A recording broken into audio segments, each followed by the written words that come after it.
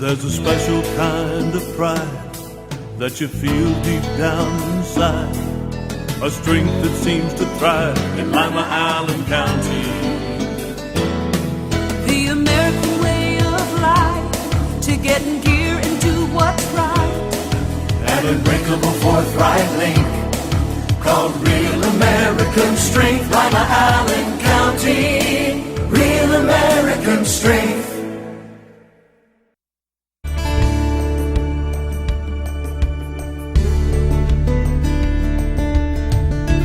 Keeping you up to date with what's happening in your community. Community Focus on GTV2.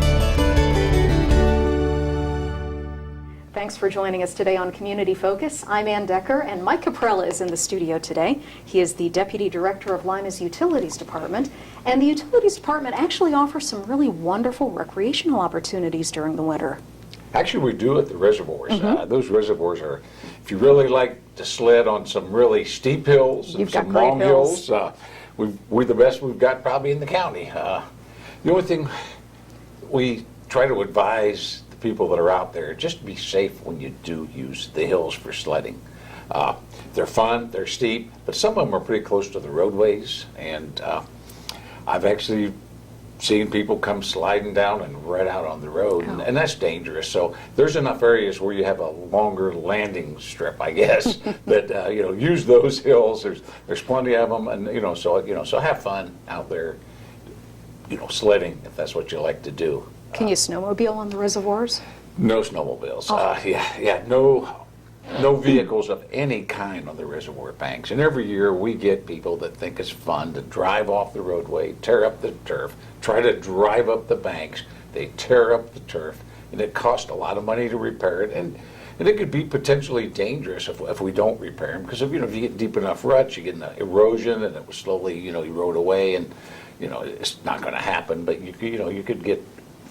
You get leakage, but we get right on that. But it is frustrating to see people go out there and tear up something as nice, as a reservoir. Well, and if you catch them, they're going to get arrested, aren't they? Yes, they are. It is a violation, and we work in conjunction with the Sheriff's Department and our park rangers, and they're out there. And if they catch somebody out there, they are going to catch them and arrest them. So we'll see. Yeah, I hope so. There's other things that people like to ice fish, and those are nice, stocked lakes for the most part. But we don't encourage ice fishing because we don't test the ice, and we never say whether the ice is safe or not safe, because it may be safe where you're standing, and you may walk 10 feet away, and it may only be a half an inch thick, and you may go through. Because remember, we're always taking water out of those reservoirs, and we're always pumping water into those reservoirs. So you really don't know what's going on under the ice with the currents and the way that water is moving. And if you pump a little bit warmer water in than the ice, it's going to slowly erode that away from underneath. So you really can't tell. So if you ice fish, you do so at your own risk. We never, we don't encourage it. We don't promote it. We always say it's not safe. All right. So, yeah. Let's talk about frozen pipes. We had some really bitter weather a couple of weeks ago, and I know quite a few people ended up with frozen pipes. How do you recommend first against the pipes freezing in the first place? And if they do freeze, how do you thaw them out? Okay. Some good tips to keep your pipes from freezing. One, the most simple thing you tell people is once that weather changes, go outside. Make sure all your garden hoses are off the outside spigots. Most of the spigots are of the self-draining type, which means if you take the hose off, the water drains out of them back into the house where it's warmer. You don't get a freeze up. But if you leave your hose on there, that way that water is all the way to the pipe outside, and see a lot of those break. And that's the easiest thing you do. Take it off, the hose off, let it drain out. Today, if you haven't done it yet. Yeah, if you haven't done it yet, do it now that the weather's moderated a little bit. So, and we did have some freeze-ups, with that real cold spell we got. Not many yet, but if we get a long cold snap, it's going to happen. And if your pipes are in your basement, make sure you don't have cracked windows or the windows partially open. You can use all kinds of wrap.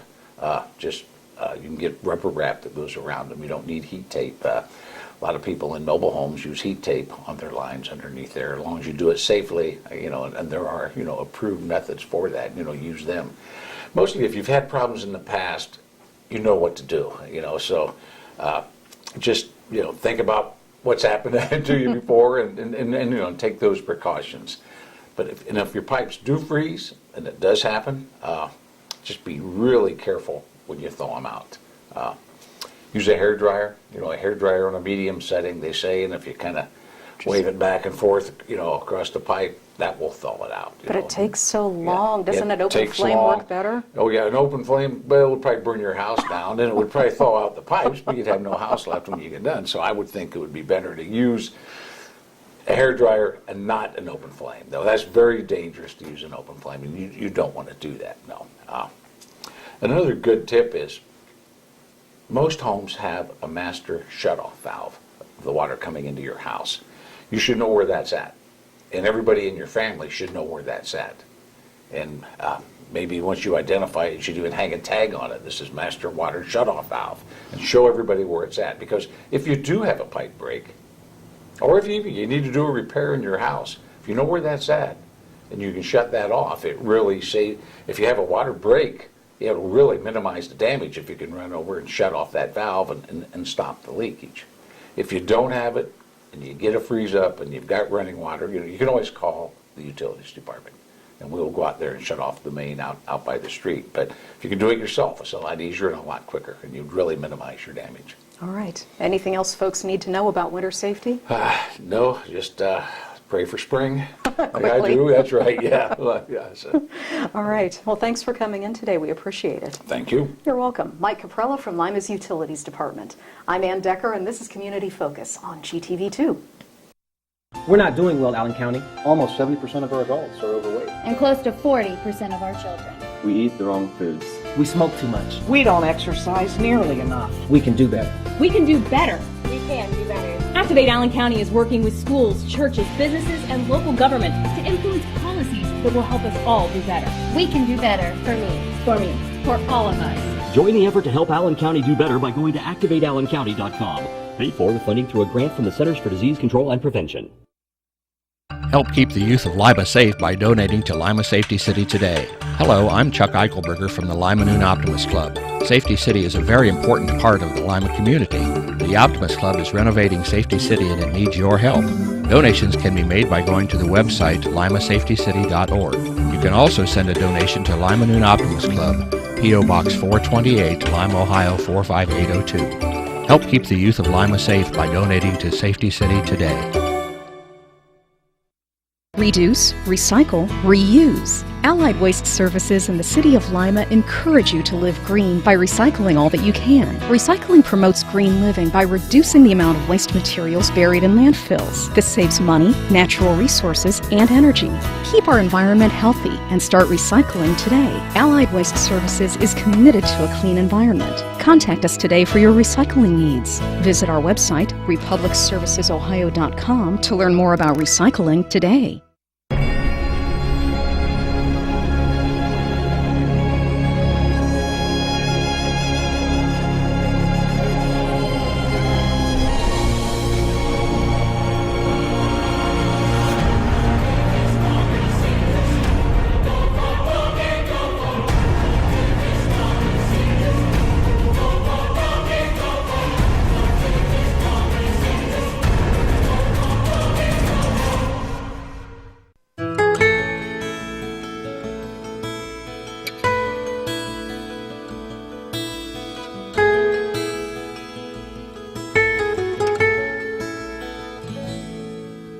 Some things just naturally go together.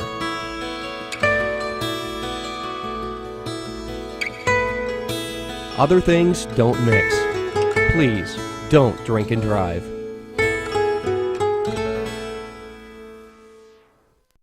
Thanks for joining us today on Community Focus. I'm Ann Decker, and Beth Seibert is in the studio today.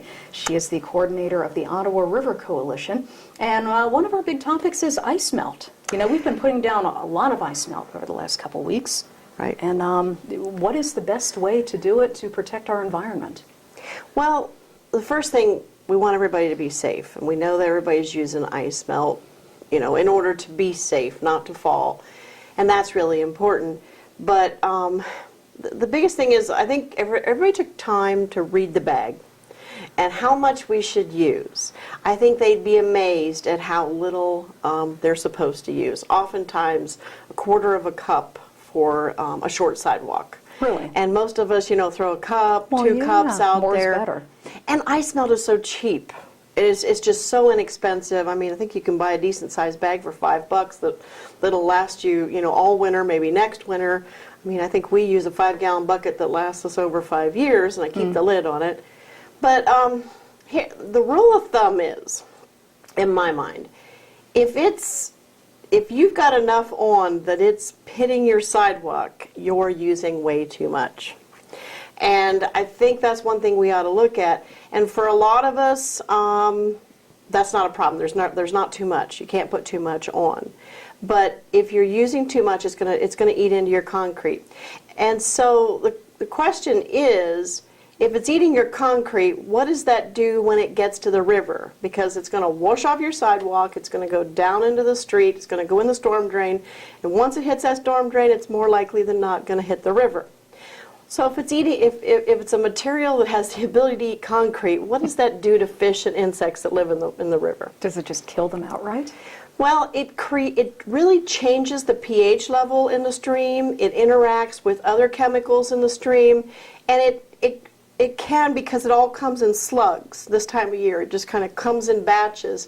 It can be incredibly stressful and harmful to the fish.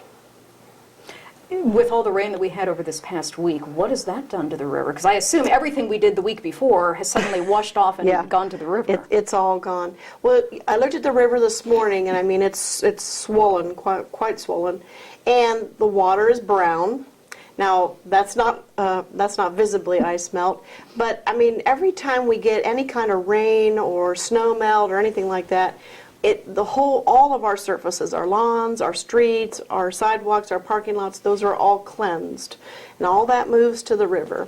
And that really should make you stop and think about, what am I leaving on those surfaces? Am I emptying my ashtray onto the sidewalk? Is my car leaking oil onto the sidewalk? What about that pet waste that I just didn't lean down and pick up because it's cold out and me and Fluffy need to get back in the house? Just stuff like that. And all of that is now in the river. And as that's swollen up in brown, I mean, the brown are soil particles and dirt particles, but there's a lot of other stuff like ice melt and other stuff flowing with that. And so every time the surface of our watershed, of our landscape, of our yards and the hard surfaces is cleansed with rain and snow melt, then that gets delivered to the river, and that just adds slugs of pollution load. It's very, very stressful to the aquatic life there. Well, and not just the aquatic life, but we drink this. We do drink this water. We do. And not only our community, but communities downstream like Defiance and others.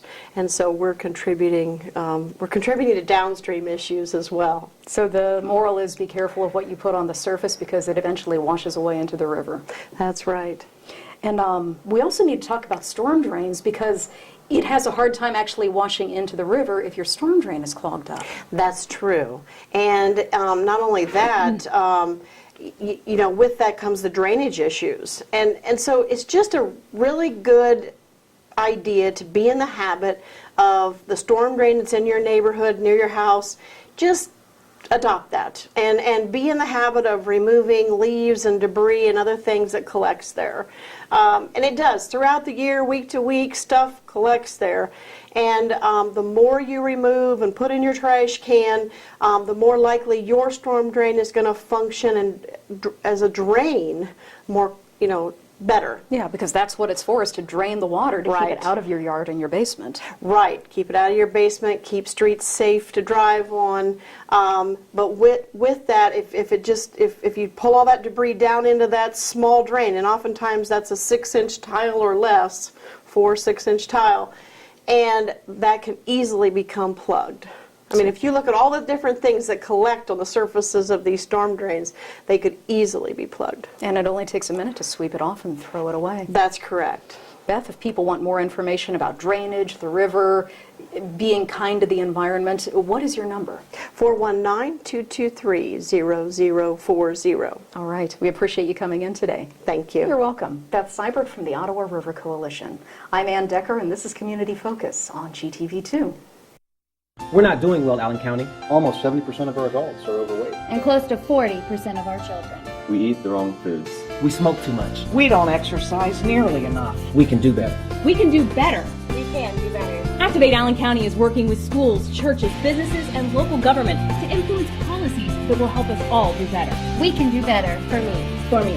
For all of us. Join the effort to help Allen County do better by going to activateallencounty.com. Paid for with funding through a grant from the Centers for Disease Control and Prevention. Hello, my name is Gary Shealy. I'm the Utilities Director for the City of Lima. Our domain is the Department of Utilities. We manage the water system, the wastewater system, along with the garbage and refuse contract for the city residences. The water system basically is a state-of-the-art operation. It consists of up-ground reservoirs along with a water treatment plant that can treat up to 30 million gallons of water a day.